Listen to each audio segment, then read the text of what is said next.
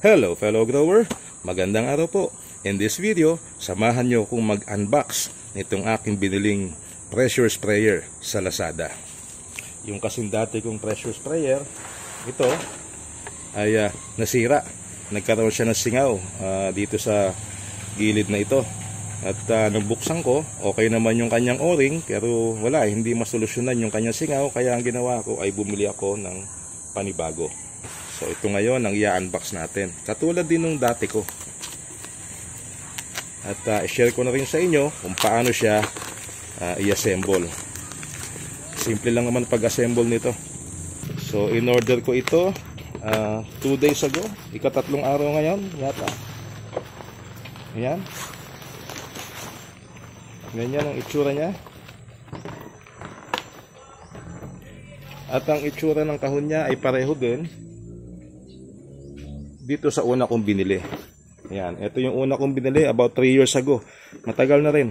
Nakatago lang kasi sa bodega. Ayan. So pareho lang silang dalawa. Ewan ko lang kung pareho ng kulay ang nasa loob. May lukot siya pero hindi naman ako worried kasi sturdy ang plastic nito. Pakunat.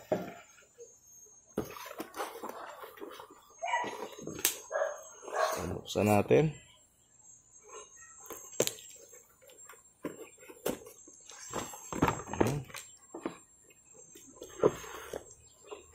Ito sa kabila. Ayan.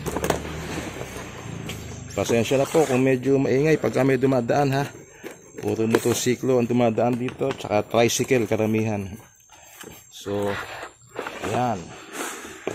Ang dumating sa atin, parehong pareho.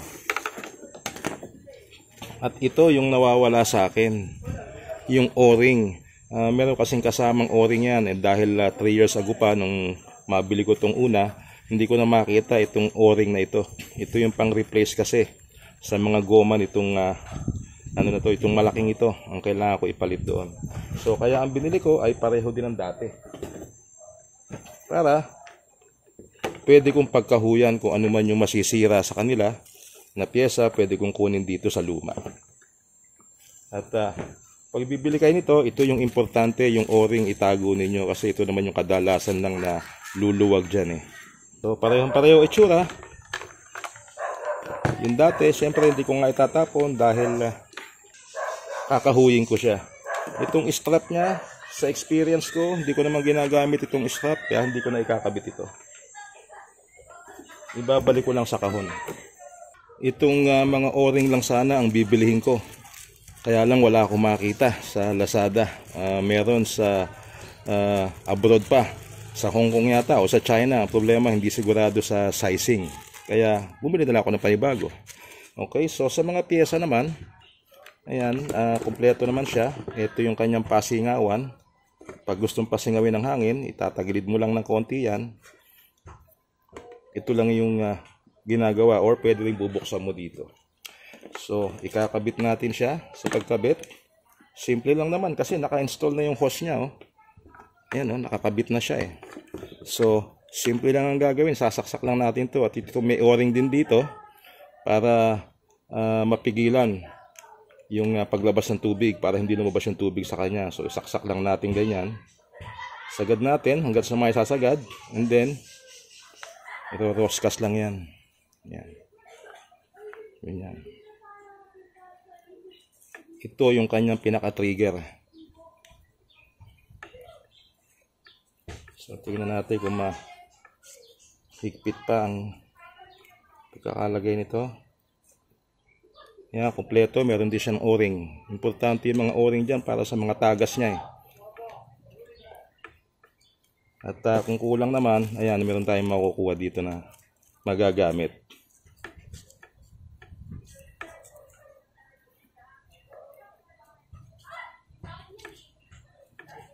Yan. Ikpitan lang siya para hindi sisingaw ang tubig. Yan.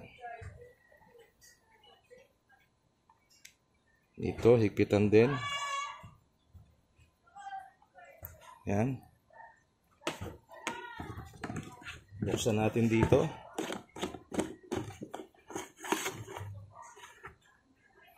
Dito sa dulo, meron siyang isa pang takip dito. Yan, goma. Ito naman yan. So, pag bubuksan mo yung loob niyan, lilinisin halimbawa, lalagyan ng lubricant. Yan ang purpose niyan.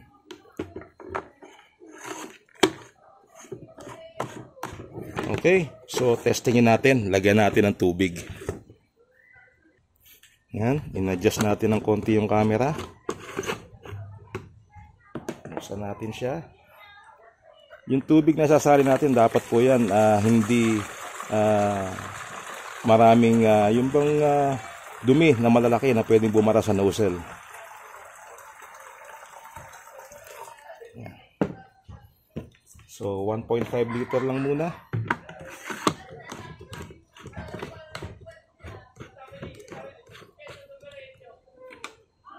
And then, para gumana yung ating sprayer, kailangan po ito bombahin. Yan.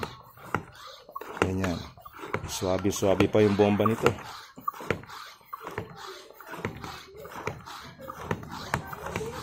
Yan. So, mararaman mo yan na pwede na siya pagka bumibigat na yung pagdiin mo.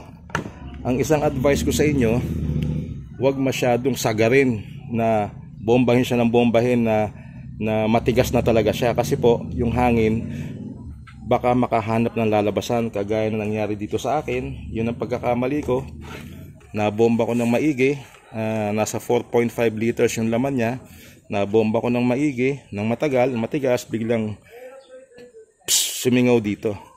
Nung hawakan ko, dito may lumalabas na hangin tuwing binobomba ko. So wala na, hindi na gumagana yung sprayer.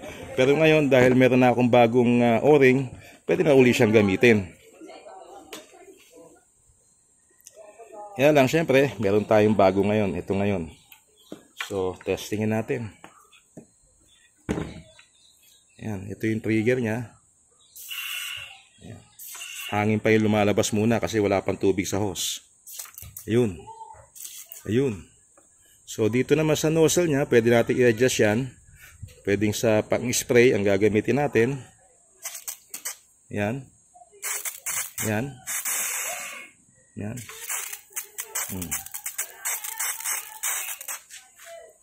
At malayo din ang inaabot nito. Yan.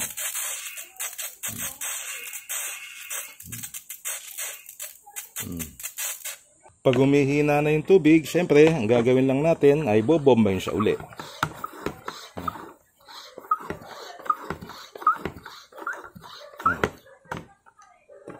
Then, spray na naman tayo.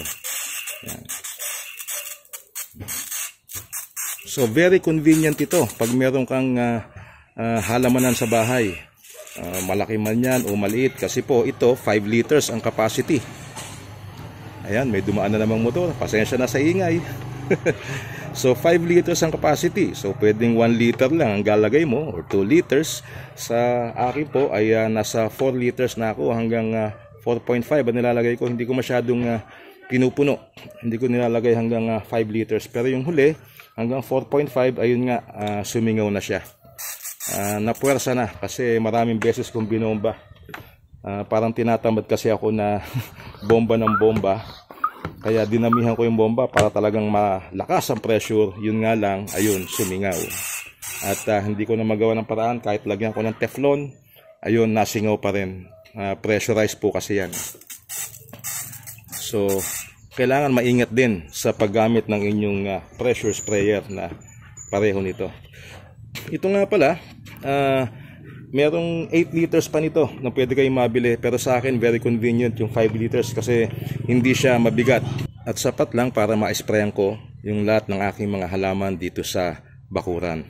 Ma-share ko lang sa inyo, nung mag-umpisa akong magtanim 7 years ago. 7 or 8 years ago, ano po? Nag-umpisa ako sa ganito. Ayan. Ang dami kong nasirang ganito. Bili ako ng bili. Dati nasa 40 pesos, bandang huli nasa 60 pesos na ang isa. Depende kung saan ka bibili. And then, sumunod na binili ko nung dumadami na mga halaman, ito. Ayan. Meron din akong ganito. Di bomba rin yan. Ginaganyan. At hanggang ngayon naman, gumagana pa rin naman ito. okay pa rin siyang gamitin. Pero ito, bumibili pa rin ako paminsan-minsan. Kailangan din kasi ito kung sa bahay, ano po, lalo nung pandemic, nilalagyan ko ng alcohol ito at ini-spray sa kamay. Nung hindi pa uso yung mga nabibiling ini-spray. And then bukod dyan, ito pa, yan, meron din akong ganito. Nung misang umattend ako ng agricultural event dito sa, sa World Trade Center, ayan, bumili din ako nito. So ito naman, di bombang ganyan. At nagpe-pressure din siya, nag-iipon din ng hangin. Pag gusto mo ng spray, pipisilin mo lang dito. Yan, lumalabas pa tubig. Oh. Yan. Okay, so meron din ako nito. At ang huli kong ang binili na nagtagal na ay itong isang to, itong nasira na around 3 years ago nang bilihin ko ito.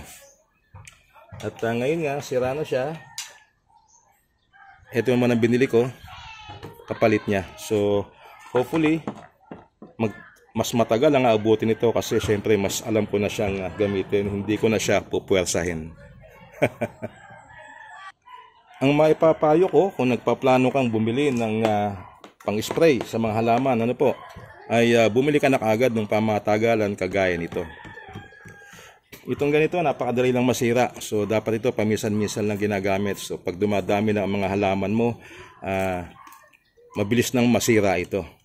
Ito naman, masyadong maliit pagka marami ka ng tanim. At ito, ganun din.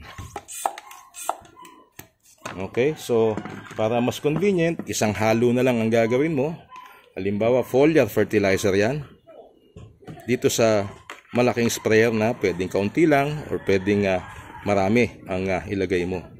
Ito nga pala, ang presyo nito ay nandito 474 pesos. Hindi din kamahalan, ano po, considering na taon naman ang bibilangin na gagamitin mo siya. So 474. Iba-iba ang presyo nito actually. Mayroong mga ibang brand na mahal ang presyo, almost double ng presyo nito. Pero ito po kasi tested ko na at taon din ang binilang sa akin. So, naging careless lang ako kaya nasira itong isa. Kung alam ko lang noon, dito na sana kagad ako nag-umpisa. Anyway, kung malaki naman ang iyong bakuran, ano po, at kailangan talaga ng mas malaki, meron ding 8 liters nito. At bukod dito, meron din yung knapsack na tinatawag na talagang mas malaki naman. Anyway, pambukid na yung mga ganon.